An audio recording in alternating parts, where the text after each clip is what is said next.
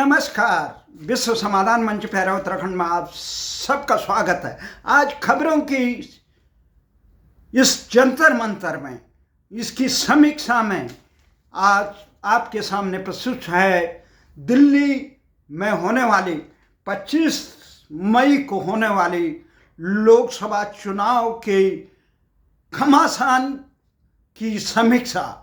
अब्दुल्ला बेगानों की शादी में अब्दुल्ला दीवाना सटीक बैठती है। उत्तराखंड के नेताओं में, नेता चाहे कांग्रेस के हो या भारतीय जनता पार्टी के हो, प्रदेश के मुख्यमंत्री हो या बड़े दिग्गज कांग्रेस के नेता, वो अपने दलों के आकाओं के इशारे पर दिल्ली में आकर लोकसभा चुनाव में गली गली और मोहल्ले में घूम तो रहे हैं, सेखी बता रहे हैं हमने उत्तराखंड में क्या कर दिया।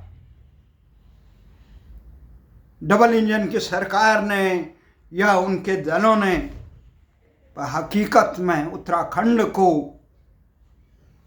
की जनाकांक्षाओं को, जिसके लिए उत्तराखंड राज्य के लोगों ने 2094 से 2000 तक ऐतिहासिक संघर्ष किया अपने अस्तित्व की रक्षा के लिए, उन जन आकांक्षाओं को, उनके बलिदानों से अर्जित जो राज्य थी उसकी निर्मम रौंदने का काम अगर किसी ने किया तो भारतीय जनता पार्टी के नेताओं और कांग्रेस के नेताओं ने किया, जो यहाँ गली मोहल्ले में घूम रहे हैं कि हमारी पार्टी के कैंडिडेट को टिकट दीजिए।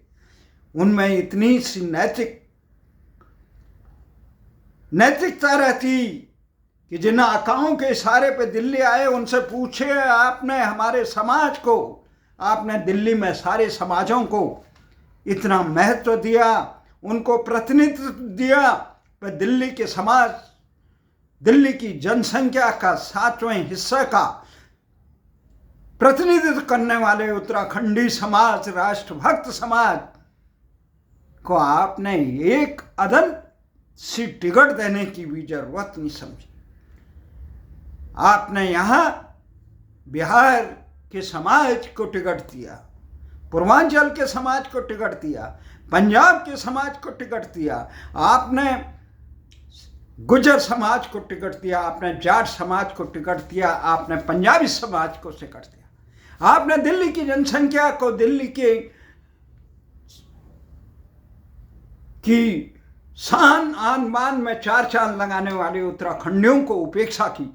ये उपेक्षा केवल राजनीतिक दलों ने नहीं, ये उपेक्षा पूरे खबरिया चैनलों और उनके इशारों पर नाचने वाले तमाम लोगों ने की। यहाँ तक पतन है कि समाज को कोई ये मानता ही नहीं, इनके मतदाता है। यहाँ के तमाम उनमें ये बताया जा रहा है 2 करोड़ 5 लाख के करीब जनसंख्या वाले दिल्ली में कि इस समय 1.5 करोड़ 52,52,1,936 मतदाताओं में कम से कम 20 लाख मतदाता उत्तराखंड के हैं। हर सीट पे 2-3 से ज्यादा मतदाता हैं, लाख से ज्यादा मतदाता, परंतु कोई उनको एक दबाव गुट समाज की तरफ से ये कहा जाता है इतने पंजाब के हैं, इतने बिहार के हैं, पूर्वांचल के हैं, इतने गुज्जर समाज के हैं, जाट समाज के हैं, अनुसूचित जाति के हैं, जनजाति के हैं।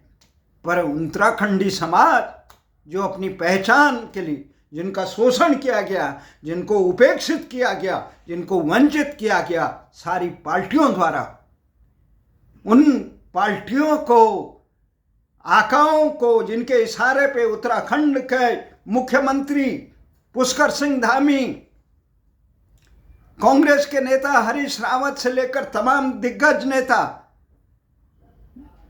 दिल्ली की गली कूचों में अपने पार्टी के प्रत्याशियों को जिताने के लिए समाज को प्रेरित करते हैं, उनको कह रहे हैं हमारी पार्टी में जो हमने उत्तराखंड की आन मान शान की रक्षा की। आन मान शान की रक्षा क्या की आपने? उत्तराखंड के आन मान शान को मुजफ्फरनगर में रोंदने वालों को सम्मानित किया आपने। उनके गुनाहगारों को, एक को भी जिनको इलाहाबाद उच्च न्यायालय ने गुनाहगार साबित किया था, जिनको केंद्रीय जांच ब्यूरो ने गुनाहगार साबित किया, उनको दंडित करने के बजाय आपने पदोन्नति देकर सम्मानित करने का काम किया। आपकी पार्टी की सरकारों ने, चाहे केंद्र में हो या उत्तर प्रदेश में हो और इवन उत्तराखंड में, आपकी सरकारों ने कमजोर पैरवी करके सीबीआई के केसों को मर्दन कर दिया, उनके गुनाहगारों को बरी करने का काम किया। आपकी पार्टी के आकाओं ने, चाहे कांग्रेस की हो, बीजेपी की हो या किसी के भी हो, आपने मजबूत पैरवी नहीं की। अभी तक भी केंद्र सरकार से, विशेष जिस प्रकार से 84 के दंगों में, गुजरात दंगों में कई आयोग बन चुके हैं, आपने कभी भी मुजफ्फरनगर कांड के अभियुक्तों को सजा देने के लिए न बीजेपी और कांग्रेस की सरकारों ने अपने केंद्र सरकार से या उत्तर प्रदेश सरकार से मांग तक नहीं की। हैरानी की बात है कि जब मुजफ्फरनगर कांड जिनके इशारे पे हुआ, मुलायम सिंह को पद्म विभूषण दिया जा रहा था, उत्तराखंड की डबल इंजन की सरकार मूक दर्शक बनी रही, प्रश्न तो उफ तक नहीं किया। विपक्ष तो दिशाहीन है ही। तो इसके बाद आपने यहाँ पे नजफगढ़ की दामनी के गुनाहगारों को सजा देने के लिए सर्वोच्च न्यायालय द्वारा उनके अभियुक्तों को बरी कर दिया गया, उस पर आपकी सरकारों ने कोई दबाव नहीं बनाया। ना आम आदमी पार्टी की ने, न कांग्रेस ने, न भारतीय जनता पार्टी ने। अंकिता भंडारी का प्रकरण हो, वहां पे मूल निवास से लेकर स्थायी निवास का हो, भू कानून से लेकर राजधानी गैरसैंण का मुद्दा, ये वो लोग हैं जो दिल्ली में इस लू भरी 48 डिग्री 45-40 डिग्री सेंटीग्रेड में दिल्ली की लू की थपेड़े सह रहे हैं और ये कहते हैं हमें गैरसैंण में ठंड लग रही है इसलिए नहीं दिए। इनके मुख्यमंत्री ने उफ नहीं किया, इनके केंद्रीय, इनके तमाम संगठन महामंत्री से लेकर दिल्ली के आकाओं ने उफ नहीं किया।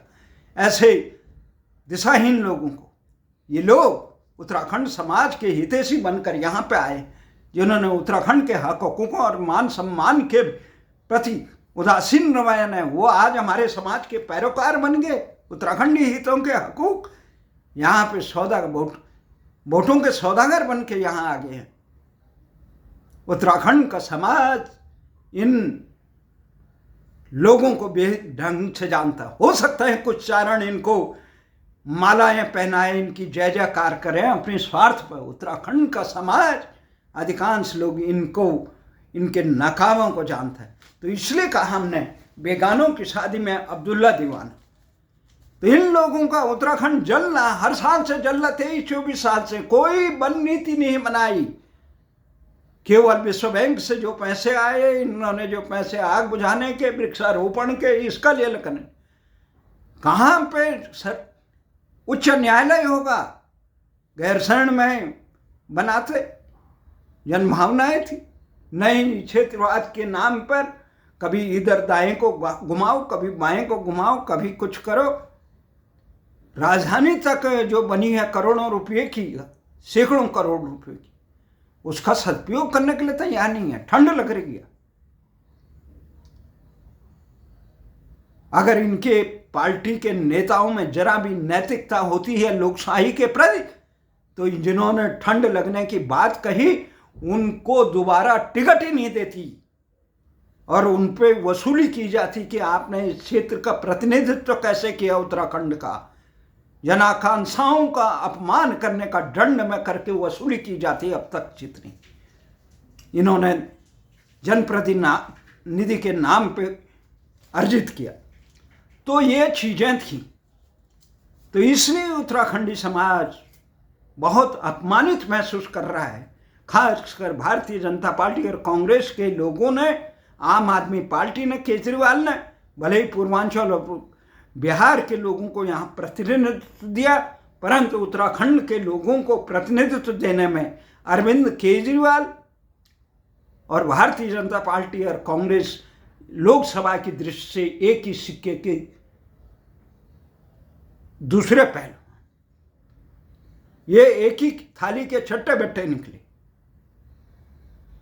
हमारा ये मानना था, हमारे प्रतिनिधित्व उत्तराखंड में नेताओं की कमी नहीं है, भले ही मांग नहीं करते। भारतीय जनता पार्टी के वरिष्ठ नेता रहे यहाँ, जगदीश महंगाई, इतने दिग्गज नेता हैं भारतीय जनता पार्टी के, कोई नेता नहीं है, भले ही वो क्षेत्रवाद में विश्वास नहीं कर, उन्होंने दावा नहीं किया। अरुण जेटली उन्हें पहले दिल्ली से लड़ाना चाहते थे, पार्टी भी चाहती थी, खुराना से लेकर ये तमाम लोग, परंतु आज इस चुनाव में दावा कर रहे थे। 7-8 बार के विधायक मोहन सिंह बिष्ट जी करावल नगर के, उन्हें नजरअंदाज कर दिया। डॉक्टर विनोद बछेती जो समाज के अग्रणी ध्वजवाहक हैं, वो दावा कर रहे थे, परंतु उनको नजरअंदाज कर दिया। वो केवल व्यक्ति नहीं, एक समाज के ध्वजवाहक भी थे। अगर आप अन्य समाजों को देते हैं तो उत्तराखंड समाज की उपेक्षा करने का, वंचितों को, उपेक्षितों को, राष्ट्र की मुख्य धारा के लोगों को इस प्रकार से उपेक्षित किया गया, ये शर्मनाक बात थी। परंतु उससे बड़ी शर्मनाक बात है, ये लोग जो उत्तराखंड के हक हकूकों के रक्षक नहीं बन सके, वो किस मुंह से दिल्ली के उत्तराखंडियों से अपनी पार्टी के लिए जनादेश देने की बात कर रहे हैं, जबकि उनकी पार्टी ने हमारे आन मान शान की रक्षा के लिए कहीं भी 1% पे काम नहीं किया।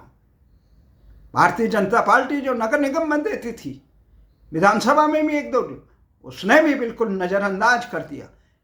ऐसे डबल इंजन की सरकार है, यहाँ उत्तराखंड जल रहा है, तमाम समस्याएं सर, इनसे चारधाम यात्रा सही ढंग से नहीं संचालित होती।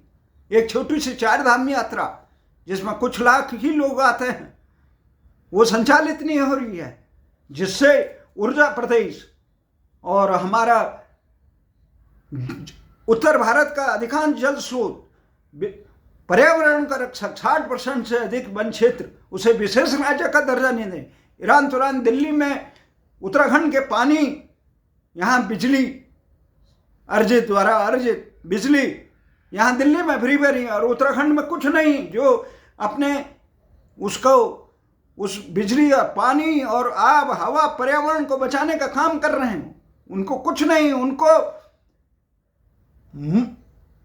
इतने आनन फानन के बिल, अभी देखा हमने उत्तराखंड के जनपद चमोली के नारायणगढ़ क्षेत्र में कोटली ग्राम सभा में इस पर आनन फानन में बिल, हजारों का बिल बकाया ऐसे डाल रहे हैं, कोई मीटर रीडर नहीं है।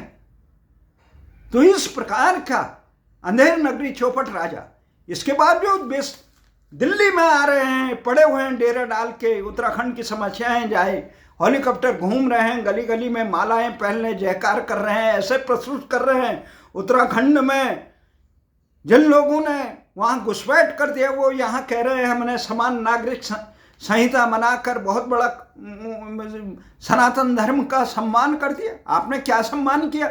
घुसपैठियाँ बसवा दिए सारे वहाँ।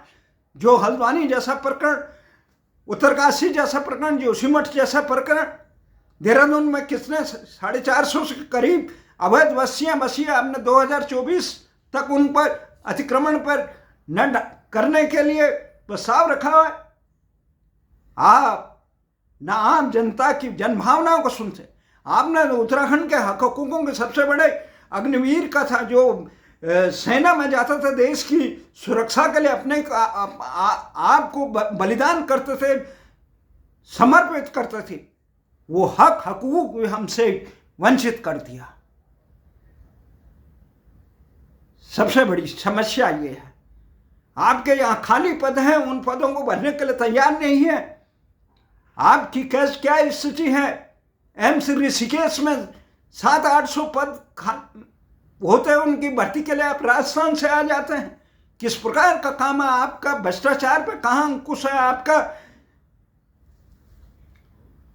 अधीनस्थ कर्मचारी चयन आयोग के एक अध्यक्ष जेल में बंद हैं ऐसी अनियमितताओं के मामले में।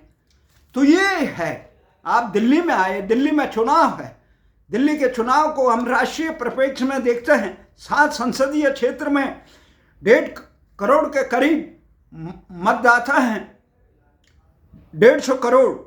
इसमें सबसे बड़ी ये 25 मई को मतदान होना है। 162 प्रत्याशी मैदान में हैं।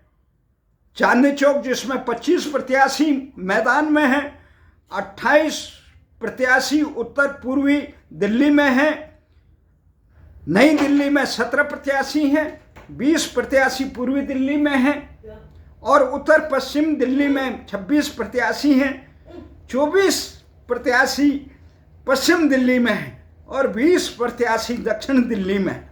ये तमाम प्रत्याशी इस समय दिल्ली की राजधानी जो एक लघु भारत के नाम पे जाना जाता है, लघु भारत का जो क्षेत्र है, इसमें चांदनी चौक में मुस्लिम मतदाता 20.34% है। उसमें प्रवीण खंडेलवाल जी भारतीय जनता पार्टी के और जयप्रकाश अग्रवाल इंडिया गठबंधन कांग्रेस के उम्मीदवार हैं। और उत्तर पूर्वी जहां उत्तराखंड के काफ़ी लोग हैं, वहां भाजपा और कांग्रेस ने दोनों ने बिहार मूल के लोगों को मनोज तिवारी भाजपा से और कन्हैया कुमार कांग्रेस से टिकट दिए, जबकि उत्तराखंड के इतना बाहुल्य है वहाँ, उनको कोई पूछने वाले तैयार नहीं है। ये 24 लाख मतदाता हैं उत्तर पूर्वी दिल्ली में। चांदनी चौक में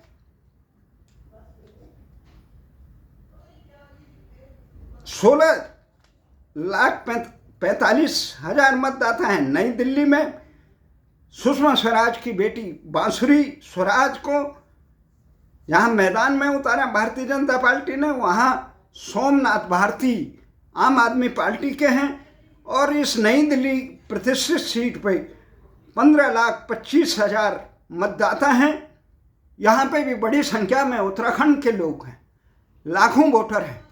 उसके बाद पूर्वी दिल्ली में 21,20,000 मतदाता हैं। पूर्वी दिल्ली में भी भारी संख्या में लाखों मतदाता उत्तराखंडी हैं, परंतु कोई पार्टियां उनका वजूद स्वीकार करने के लिए तैयार नहीं है। यहाँ भारतीय जनता पार्टी ने पूर्वी नगर निगम के मेयर रहे हर्ष मल्होत्रा को चुनावी मैदान में उतारा। वहीं आम आदमी पार्टी ने कुलदीप कुमार जो इसी क्षेत्र के जनप्रतिनिधि हैं, उनको मैदान में उतारा। उत्तर पश्चिमी दिल्ली के दिल्ली सुरक्षित सीट में 25,67,000 मतदाता हैं।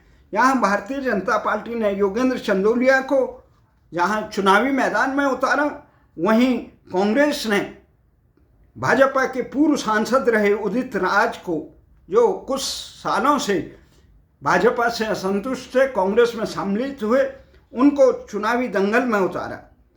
उसके बाद पश्चिमी दिल्ली में यहाँ 25,87,000 मतदाता हैं।